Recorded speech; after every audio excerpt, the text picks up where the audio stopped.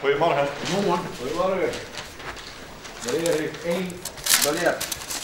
Alsjeblieft. Nou, gewoon. En dan moet ik graag jouw identiteitskaart. Haal je er één bij? Alsjeblieft. Bedankt, hè? Daar weer er. Goed zo. Max Aarma, correct stemt. Hoe spannend wordt het, Joert?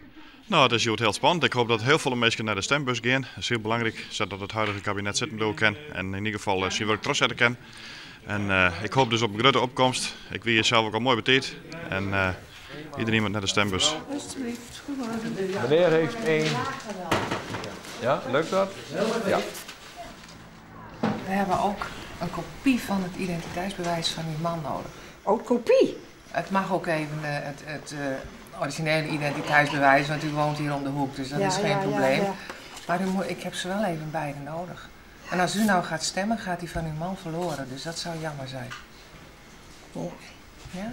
Ik zie u straks even terug. Ja, nou dat weet ik niet. Ik vind het niet leuk. Tini, ik zou het wel doen. Ik zou het wel doen. Wat is er krijgt toen hoor?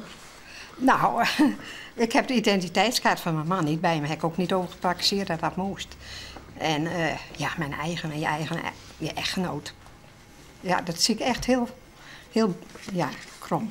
Ja, je vindt het net leuk. Nee, vind ik niet leuk. En wat zie je nou dwang? Nou, dat weet ik niet. Ik heb ze hier opgevouwen in mijn zak gestopt. En ik ben boos. Dat is 1. 2. Wie dat nou een stem voor de provincie of voor de Eerste Kamer? Dat weer stem voor de provincie. Maar ik hoop je al dat die stem voor de provincie troklenken kan in de Eerste Kamer. Dat is de bedoeling ervan. Dat is het systeem. De provincies kennen haar jaren letten. Ook op landelijk niveau via de Eerste Kamer. Nou, is er kritiek op de campagne? Er wordt te volle hamer op de Eerste Kamer. Wiels het over de provincie gaat? Ja, het gaat allereerst over de provincie. En men beziet het daar wel heel sterk om het alleen nog naar het landelijke vlak te loeken. Dat is net de bedoeling van deze verkiezingen.